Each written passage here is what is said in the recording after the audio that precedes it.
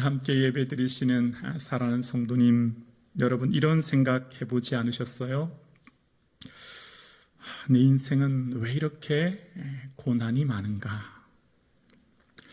남들은 아무런 문제 없이 어려움 없이 그냥 편안하게 살아가는 것 같은데 왜 나는 유독 파도처럼 끊임없이 고난이 밀려올까라는 생각 말입니다. 나는 매일매일의 삶이 끊임없는 고난의 삶으로 연속되어지고 그것 때문에 지치고 힘들고 어려울 때가 있지 않으십니까? 오늘 본문을 통해 묵상해 보면요, 고난의 다른 말은 사명이란 걸 알게 되어요. 그러니까 고난과 사명은 동전의 양면인 거지요. 그러니까 고난의 사명의 내용이 고난인 것을 알게 되어져요. 사도 바울이 다메섹으로 가다가 하나님께서 사도 바울에게 사명을 주시잖아요.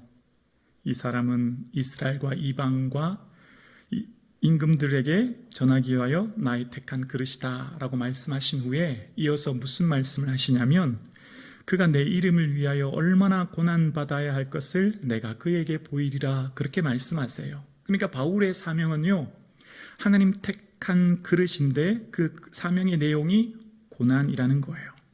고난을 통해 하나님의 특별한 목적을 위해 그 고난을 선용하신다는 거죠. 그러니까 지금 나에게 고난이 계속되고 있다고 하는 것이 보이십니까? 그러면 나에게 하나님의 사명이 계속 이루어지고 있는 거예요. 끊임없는 고난이 나의 삶을 힘들게 합니까? 그러면 하나님의 특별하신 목적과 계획 안에 그 고난을 통해 사명이 지금도 내 삶 가운데 이루어지고 있는 것이죠. 우리는 눈이 두 개 있습니다. 왜 두 개일까요? 하나님이 우리에게 눈을 두 개 주신 이유는 뭘까요? 하나의 눈으로는 현재를 봅니다. 현재 이 세상 나라를 보고요, 내가 마주친 이 현실을 바라봅니다. 이 현실을 회피하지 않고 당당하게 맞서며 살 수 있도록 한 눈은 현재 내가 발 디디고 있는 이 땅, 이곳을 보아요. 그리고 또 한 눈은 미래를 바라봅니다. 미래에 다가오는 하나님 나라를 바라봅니다. 미래에 이루실 하나님의 섭리를 바라보며 소망 가운데 살도록 또 한 눈을 주신 것이지요. 그러니까 한 눈은 현재를 통해 현실을 바라본다면 또 한 눈은 미래를 통해 이루실 하나님의 신비로운 섭리를 바라보는 거예요. 그래서 우리는 지금 여기에 이곳에서 최선을 다하여 살아가지만 동시에 내일 그곳에 서게 될 하나님 나라를 동시에 바라보며 살아갑니다. 우리는 이 땅의 대한민국이라고 하는 국적을 가졌지만 동시에 하나님 나라라고 하는 국적을 가진 이중 국적자이지요. 그래서 그리스도인들의 믿음은 다 이해할 수 없는 사건 앞에서 하나님의 특별한 목적으로 이루어 가시는 신비로운 섭리를 바라보는 것입니다. 그리스도인들은 현재 이 땅의 삶은 하나님 나라라고 하는 과정이지 결코 끝이 아님을 매 순간마다 바라보는 것입니다. 오늘 본문은 바울이 만난 고난의 내용이 거짓 모함이라는 거였고요. 그 거짓 모함은 결국 바울을 죽음의 위기까지 맞닥뜨리게 합니다. 그러니까 오늘 바울의 인생에 만난 고난의 내용이 거짓 모함이었고요. 그것으로 인한 오해는 바울을 굉장히 힘들게 합니다. 그런데 그것은 하나님의 미래의 사역을 위한, 하나님의 계획을 위한 보석이셨습니다. 지금 당장 한 눈으로 볼 때는 그것이 나에게 무척 고통스럽게 하는 아픔이었는데 본문 전체를 다시 살펴보므로 하나님이 행하시는 일들을 바라보게 되는 것이지요. 오늘 본문 27절을 이렇게 시작합니다. 그 이래가 거의 참에 아시아로부터 온 유대인들이라고 이야기합니다. 아시아에서 온 유대인들이 바울을 보고 무리를 충동했다는 거예요.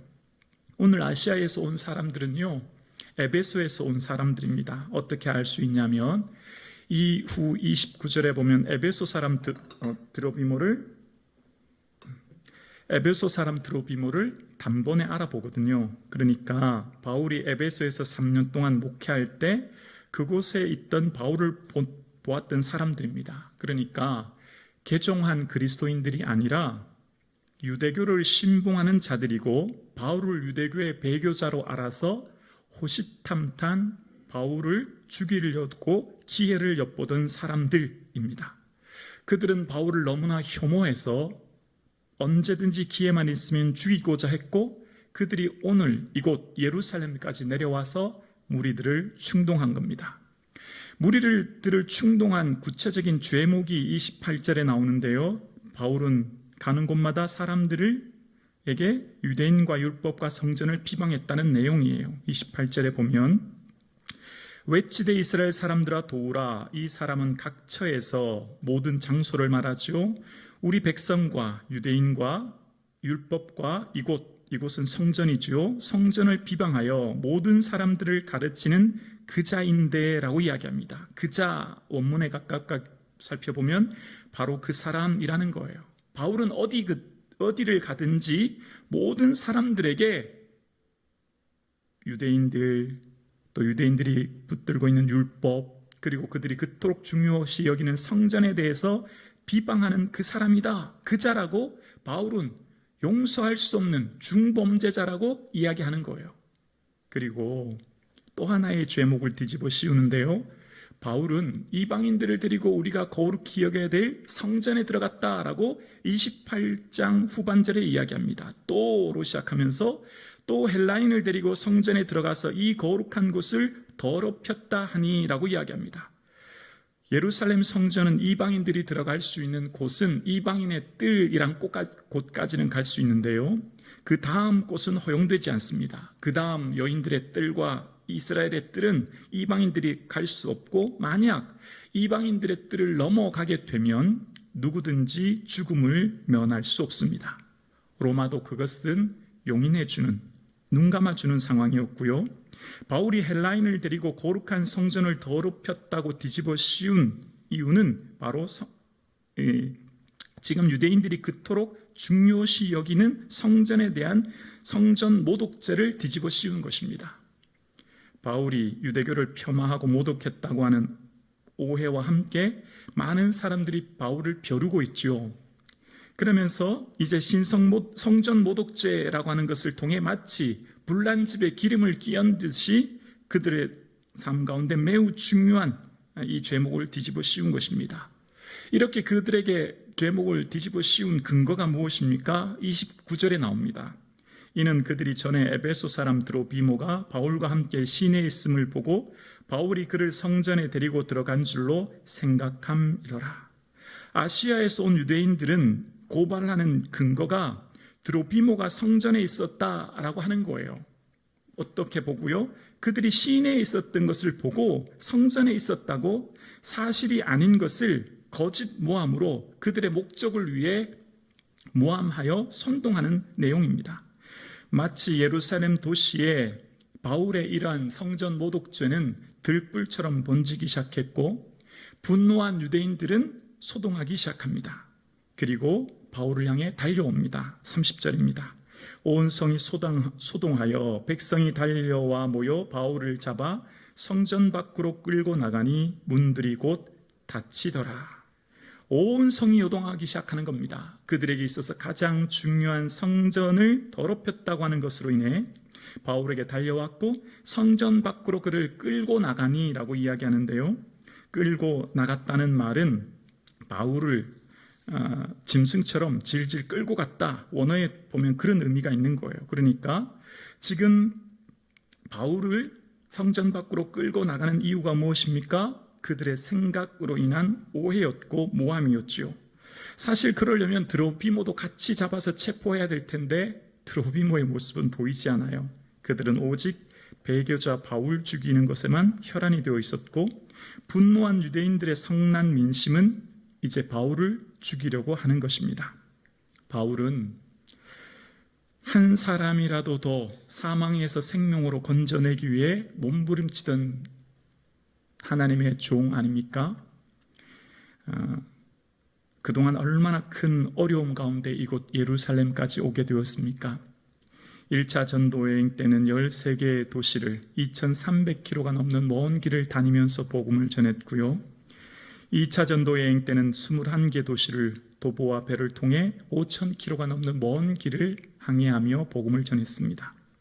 그리고 마지막 3차 전도 여행 때는 24개의 도시를 무려 6000km가 넘는 먼 길을 다니면서 오직 예수 그리스도의 복음 위에 다녔지요.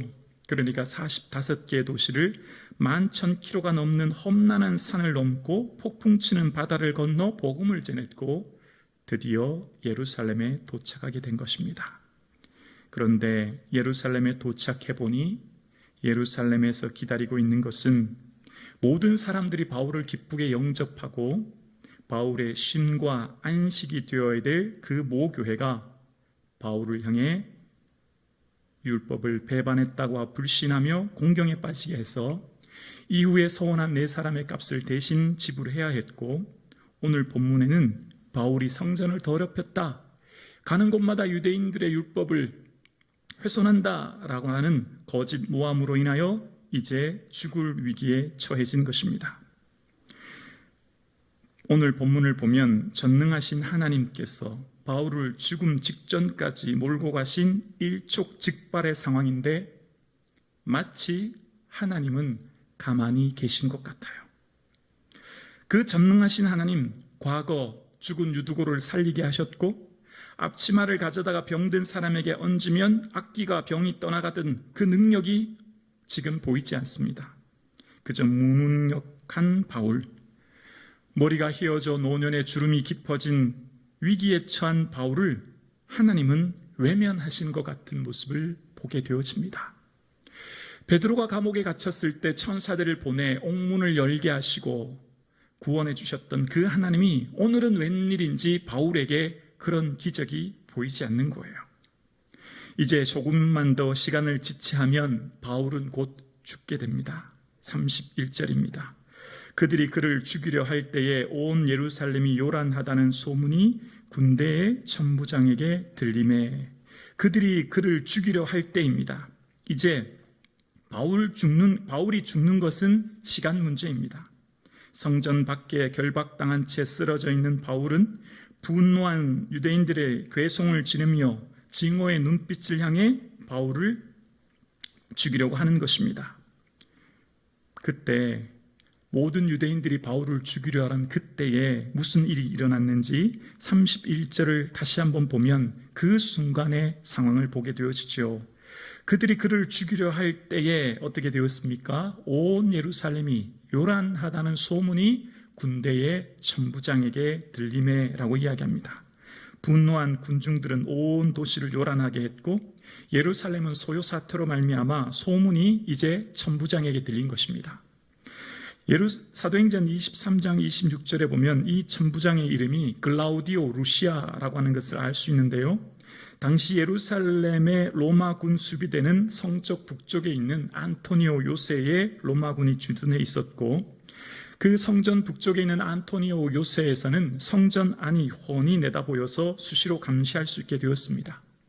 그래서 그 요새 중간에는 성전 바깥들과 연결된 통로로 군인들이 쉽게 소요를 진입할 수 있는 길이 있었던 것이지요.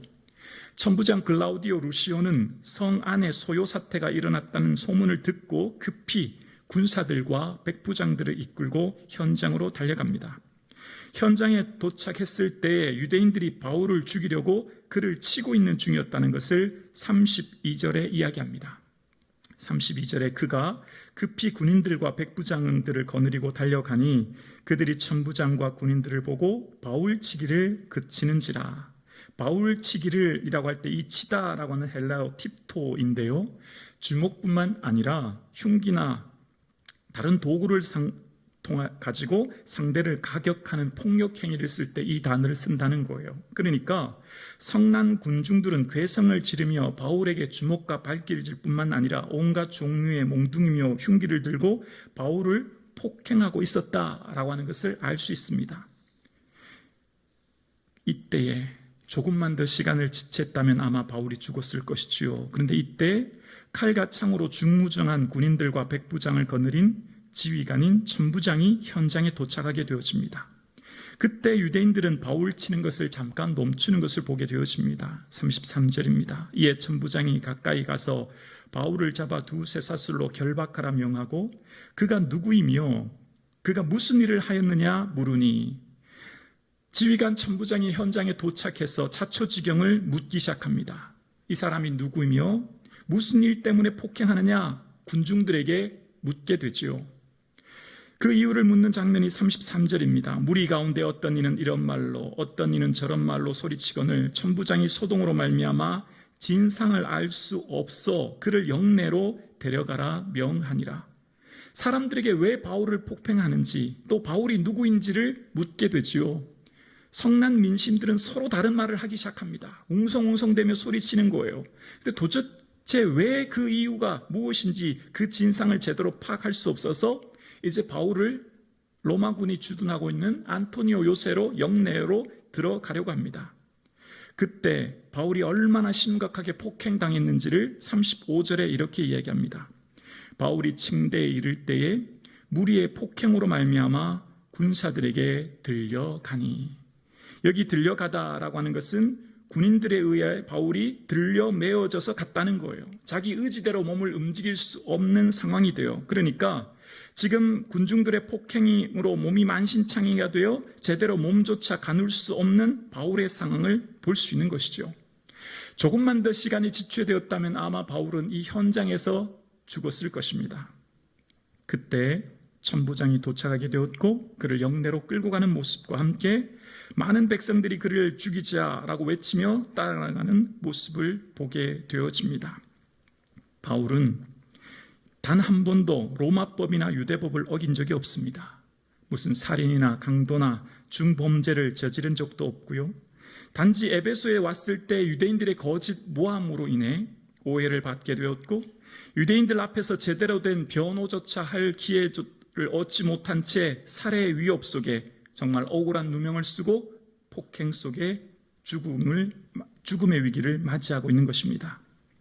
바울의 삶은 예수 그리스도 위에 한 생명이라도 더 구원하기 위해 자신의 생명조차 아끼지 않고 살았던 인물입니다. 먼 길을 도보로 걸어야 했기에 발은 부르트고 피가 나요 굳은 살이 배기고 제대로 된 끼니조차 해결하지 못한 채 늘 추위와 더위를 견디며 높은 산을 넘고 노숙하여 밤을 지새워야 했을 것이며 험한 길을 갈 때 강도를 만나 어려움, 바다를 건널 때 폭풍을 만나는 죽음의 파선의 위기도 겪었지만 그러나 그 가는 곳곳마다 도시를 도착했을 때 그를 평안히 맞기보다는 많은 사람들이 바울을 오해하고 바울을 죽이려 했던 과거의 삶을 보게 되어집니다. 그래서 유대인들이 그를 죽이려고 했기 때문에 도시를 피해 밤중에 급히 도망 다녀했던 삶. 그는 하나님과 사람 앞에 양심의 꺼릇낌 없이 매 순간 살았는데도 불구하고 사명을 붙들고 복음을 위해 살았음에도 불구하고 늘 그의 삶은 고난 그 자체였습니다. 어느 한순간 쉼과 안식을 누려본 적이 없고 그가 걸어가는 모든 길은 언제나 오해와 불신 속에 큰 고통의 삶을 보내야 했습니다. 그토록 먼 1차, 2차, 3차 여행을 마치고 백발에 놓인 바울, 주림이 깊게 패인 바울은 모교회 초대교회인 예루살렘에 도착하게 되어지는데 그 예루살렘 교회에서 쉼과 안식과 위로를 얻어야 되지 않겠습니까? 그 평생 주를 위해 수고한 바울, 이제 그 바울을 위해 하나님께서 좀 바울을 위해 위로해 주시고 격려해 주시고 그동안 얼마나 수고가 많았냐고 그에게 쉼과 안식이 되어야 되지 않겠냐고요. 하나님은 생명 바쳐 헌신한 바울이 그토록 고생하여 예루살렘 교회에 도착했건만 사람들을 통해 그를 환대해 주거나 위로해 주셔야 되지 않겠습니까? 그런데 바울이 맞은 것은 정반대였습니다. 바울이 그곳에서 쉼과 안식과 위로가 아니라 오히려 예루살렘 교회 성도들로 말미암아 그의 삶은 일방적인 희생과 오해를 인한 죽음의 위협까지 겪게 된 것입니다. 사랑의 하나님이 바울에게 어떻게 이러실 수 있습니까? 하나님이 어떻게 바울에게 이렇게 무책임하고 무능하실 수 있습니까? 마치 복음을 위해 고생한 백발의 노인을 내팽개치듯이 바울을 이렇게 외면하실 수 있습니까? 바울의 살아온 삶은 오직 예수 그리스도와 그 복음 위에 살았고 단 한순간도 그는 주님을 잊고 산 인생이 아니지 않습니까? 그러면 오랜 시간 한평생 고생한 바울에게 하나님 위로와 힘을 주셔야 되지 않겠냐고요. 그래서 오늘 본문을 당장 한눈으로 바라보면 단편적으로 보면 도저히 이해가 되지 않습니다. 당장 만난 고난의 위기 속에 하나님을 향한 원망과 불신만이 가득하게 되어집니다. 그러나 오늘 본문을 다시 한번 잠잠히 살펴보고 보면 다른 한눈으로 이 본문을 보게 되어지면 이 사건 너머에 일하시는 하나님의 계획을 보게 되어집니다. 이 고난을 통하여서 바울의 여정을 통해 일하시는 하나님의 신비한 섭리를 보게 되는 것이죠. 바울은 유대인들의 폭동으로 말미암아 마치 짐승이 끌려가듯이 끌려나가 죽게 되었습니다.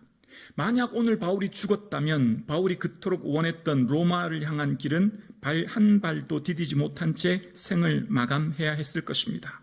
하지만 바울이 죽게 될 그 위기의 순간 어떻게 됩니까? 예루살렘 온 성이 요란하게 되고 급히 지휘관 천부장이 출동하여 바울은 죽음의 위기에서 벗어나게 되어집니다.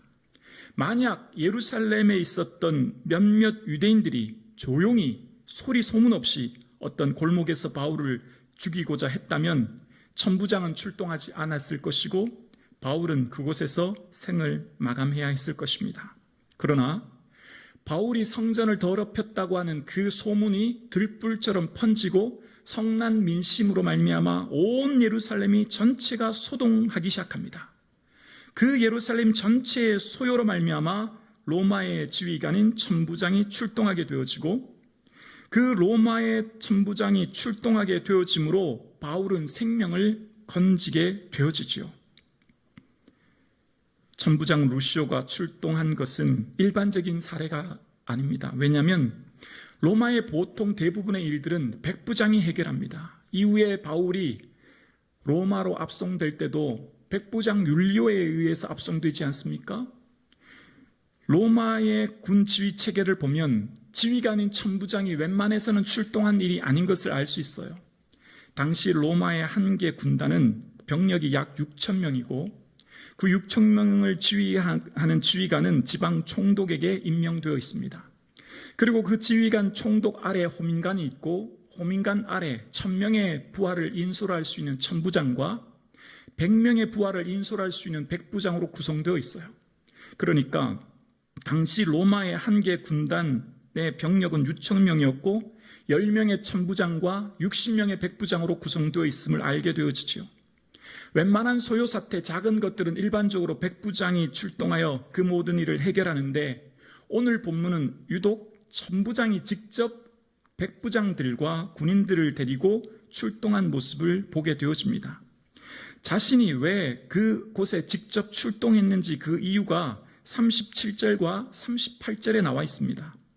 37절에 보면 바울을 데리고 영내로 들어가려 할 그때에 바울이 백부장에게 이르되 내가 당신에게 말할 수 있느냐? 이르되 내가 헬라 말을 아느냐?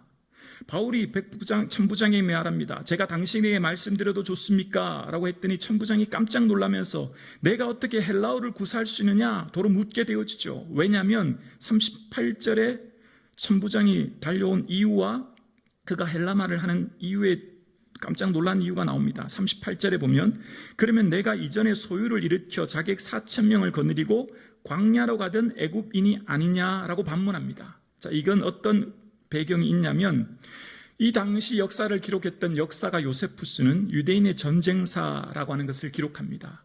그러면서 이때 일어났던 한 사건이 오늘 성경과 겹쳐 일어났던 사건인데요. 주 54년 어떤 이집트인이 폭동을 일으켜서 로마를 제압하고 유대를 구원할 메시아라고 스스로 이야기합니다. 그리고 그가 폭동을 일으키고 그를 따르는 유대인들이 무려 3만 명이 넘었다라고 이야기합니다. 그 폭동으로 말미암아 총독 벨릭스는 수천 명을 진압하게 그 폭동을 제압하게 되고 수천 명의 인명피해가 발생합니다. 그때 주동자인 이 애굽 사람이 자객 4,000명과 함께 광야로 잠적해 버린 거예요. 예언에 의하면 그가 다시 예루살렘에 등장하게 되어지면 예루살렘이 무너지고 새로운 지도자가 세워질 것이라고 하는 예언이 있었던 것이지요. 그래서 오늘 천부장이 출동한 것은 정부의 주요 인물이며 반란자인 그 애굽 사람을 천부장이 직접 내가 체포해야 되겠다라고 생각해서 백부장을 시킨 것이 아니라 자신이 직접 이 현장에 나타나 그 소요를 제압하게 된 겁니다. 하나님이 바울을 구원하시기 위해 과거의 역사의 한 사건을 통해 현재 하나님 역사의 디딤돌로 사용하고 계신 것이죠.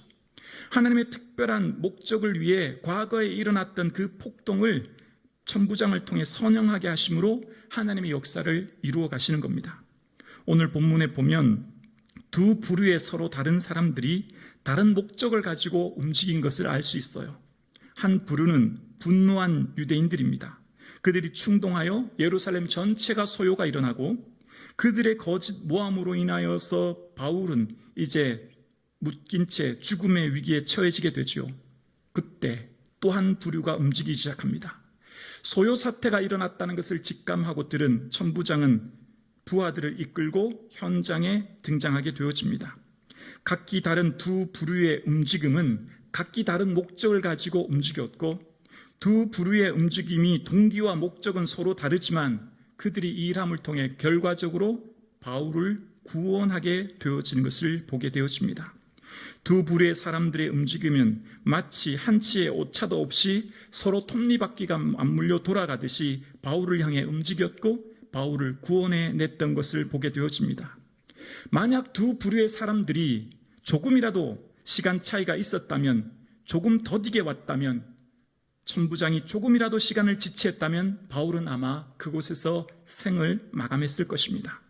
다시 말해 천부장 루시오가 현장에 조금이라도 출동하는 것을 지연했다면 바울은 이미 생을 마쳤을 것인데 21장 32절 말씀처럼 급히 달려와서 촉각을 다투며 왔던 그를 통해 하나님은 바울을 구원하셨고 이제 바울을 향해 묻되 바울은 자기 자신에 대해서 소개합니다. 39절에 바울이 이르되 나는 유대인이라 소비 안에인 길리기아 다소시의 시민이니 청하건대 백성에게 말하기를 하라 하니라고 이야기합니다. 바울은 자신은 길리기아 로마의 큰 주기인 길리기아 다소 출신이며 자신은 로마 시민이다 라고 밝힘으로 천부장이 바울을 향한 오해를 풀게 되어지죠.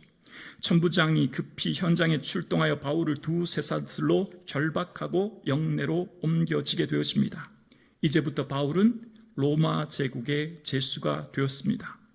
이 사건으로 말미암아 오히려 바울은 당시 가장 막강한 로마 제국의 보호를 받게 되었습니다. 오히려 바울의 생명과 신변이 로마 군인들로 말미암아 보호되었고 로마 군인들은 바울의 경호원이 되었습니다. 만약 오늘 재앙처럼 보이는 이 사건이 나타나지 않았다면, 만약 바울에게 이 유대인들의 오해로 모함으로 말미암은 소요 사태가 일어나지 않았다면 바울은 예루살렘을 한 발자국도 떠나보지 못한 채 죽었을 것입니다. 왜냐하면 사도행전 23장 12절에 보면 바울을 죽이기 전에는 먹지도 마시지도 않겠다고 동맹한 자가 40명이었다라고 이야기합니다.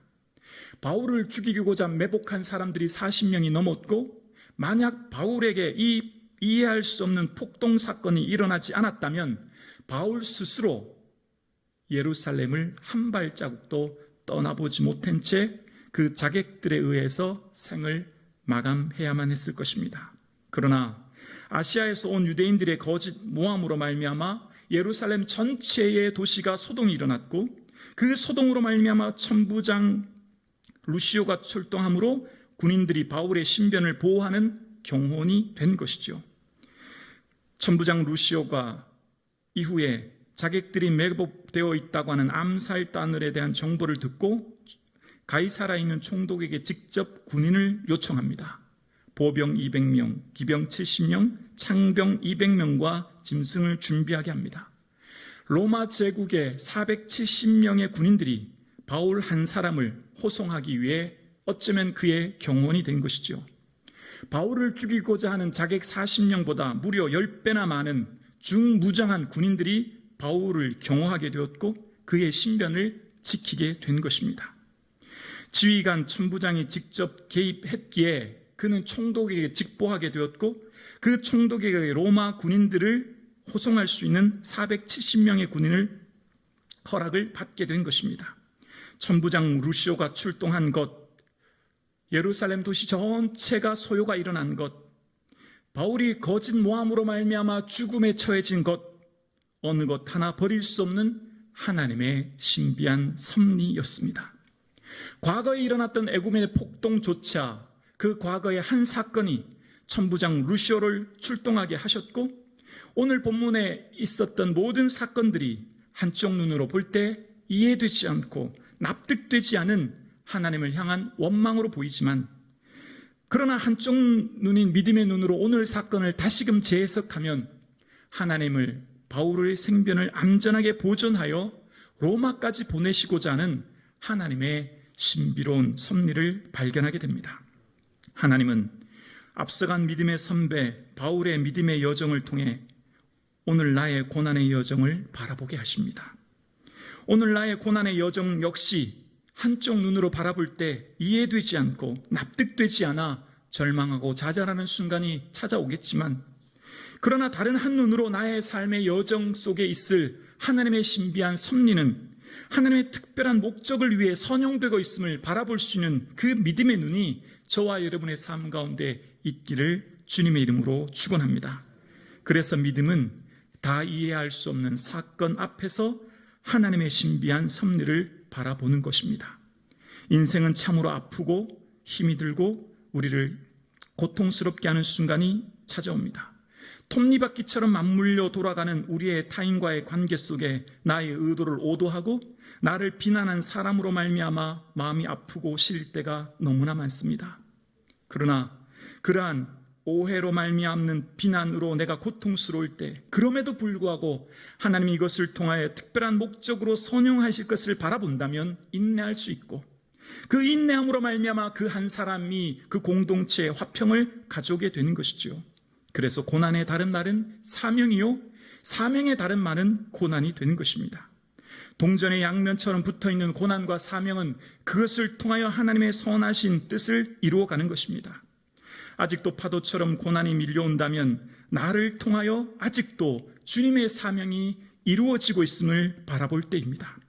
아직도 수많은 고통이 내 속에 계속된다면 아직도 주님은 나를 통해 하나님의 선하신 뜻과 계획이 이루고 계심을 바라보는 것입니다. 하나님께서 우리에게 두 귀를 주신 것은 한 귀로는 마주한 사람의 이야기를 듣고 수용하고 배려하려 하시며 또 한 귀를 주신 것은 나에게 말씀하시는 하나님의 세미한 음성을 듣게 하기 위하심입니다. 하나님의 음성을 듣게 되어지면 현재의 사건을 재해석할 수 있게 되어지고 그 하나님의 신비로운 손길 안에 원망과 분노와 다툼이 아니라 화평과 일치를 이룰 수 있는 힘과 능력이 생기는 것이죠.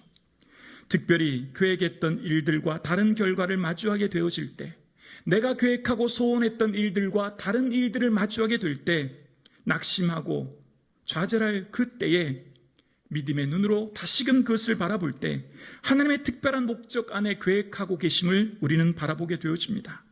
말씀을 통해 앞서간 믿음의 선배들의 여정은 오늘 나의 삶을 통해 적용해야 합니다. 고난이라는 포장 속에 감추어진 사명은 그 사명 속에 주의 뜻을 이루어 가시는 하나님의 거대한 섭리를 바라보는 것이죠.